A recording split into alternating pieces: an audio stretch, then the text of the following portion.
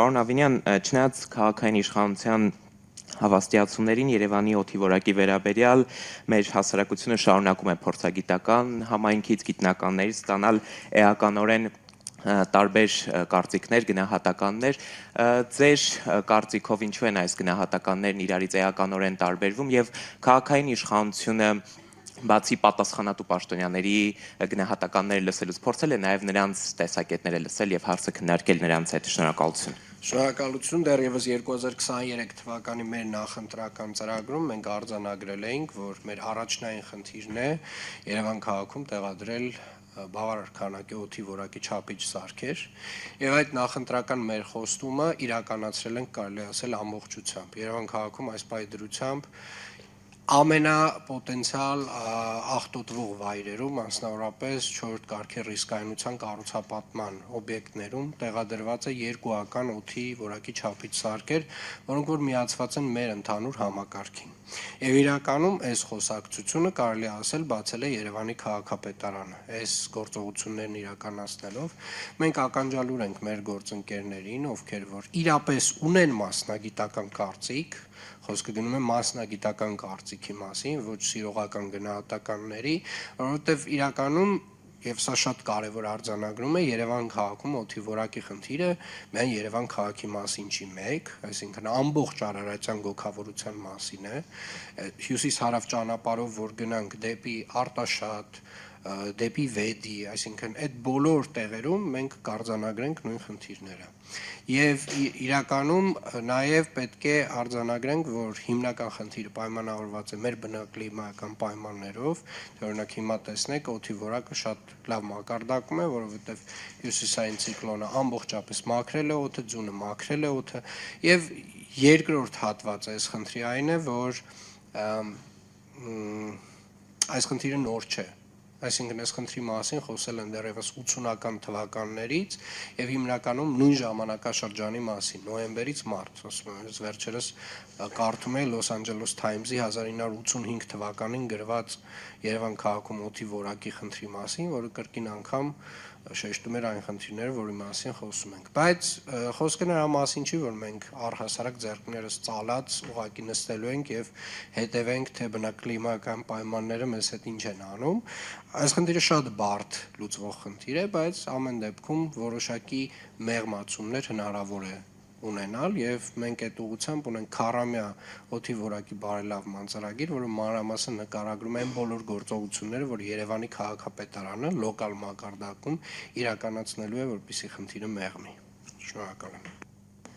Անի Աբաղյան, ABC Media, պարոն Ավինյան, Երևանում ձյունից հետո միշտ կենտրոնական ճանապարհները հատկապես բավական մաքուր են լինում, բայց այդ երկրորդական ճանապարհները, մայթերն ու բակերը անմխիթար վիճակում են լինում։ Ինչու է այդպես եւ նախորդ դեպքերից փորձը ցույց է տալիս, որ մերկասառույցը հալեցնելու պարտավորությունը թողնվում է արևին եւ պարոն Ավինյան, Երևանում ավականու նիստերը հիմնական լարված վիճակում են անցնում, որն է պատճառը, նաեւ հիշեցնեմ, որ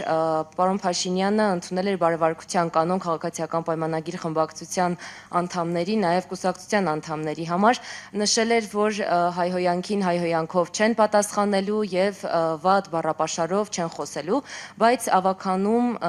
նիստերի ժամանակ պատկերը այլն է, ինչն է պատճառը։ Չեք ընդունել կանոնները, թե չեք կարողանում տիրապետել իրավիճակին եւ չթողնել, որպեսզի լարվի այն։ Շնորհակալ եմ։ Շնորհակալ եմ։ Մոտավորապես փողոցային բարքերով խոսող այն անձինք, ովքեր որ պատահմամբ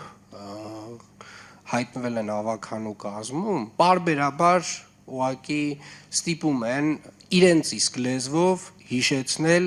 թե ինչպիսին է կարգը ու կանոնը։ Ես շատ ցավում եմ, որ շատ ստիպված եմ լինում տարին մեկ անգամ նման արձագանք ունենալ, բայց միգուցե սա միակ այն լեզուն է, որ մեր գործընկերները, որոնք որ փողոցային բարքերով առաջնորդվող հասկանում են, այսինքն այս այն լեզուն է, որ իրանք ընկալում են։ Եվ ցավում եմ, որ դա այդպես է։ Ես իրականում բացարձակապես հաճույք չեմ ստանում նմանատիպ խոսույթից, դա տհաճ է եւ շատ տհաճ է, որ դու էլ ինքդ ստիպված ես այդպես արձագանքել, դա անհրաժեշտ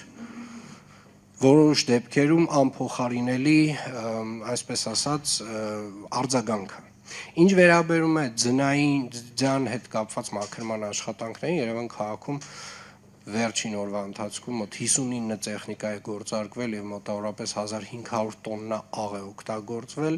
հիմնական ճանապարհները բոլորը անցանել, այսինքն անանցանելի ճանապարհ որպես այդպեսին չկա եւ իրականում մենք պետք է նաեւ արձանագրենք, որ մեր հարային հատվածում, մեր բիզնես հատվածում գործընկերները նույնպես ավականու կանոններով ունեն պարտավորություն մայթերի մաքրման առումով եւ ես ուզում եմ եւս մեկ անգամ հիշեցնել մեր բոլոր գործընկերներին, բոլոր կրպակներին, խանութներին, մասնավոր գործընկերներին, ովքեր որ ունեն դիմային հատվածում հանրային տարածքներ, իրենք ունեն պարտավորություն այս աշխատանքներում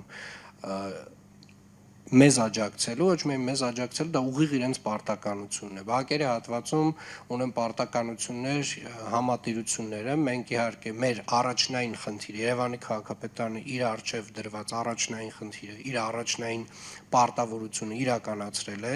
եւ իրականացնում է եւ կարծում եմ այս անգամ բավական հաջող եւ արագ է արձագանքը մեր ստացվե։ Մենք ունենք նաեւ հունվարի 1-ին նմանատիպ մոտավորապես նմանատիպ ծավալների տեղումներ եւ մենք կարծում եմ կրկին պատրաստ ենք լինելու դրան։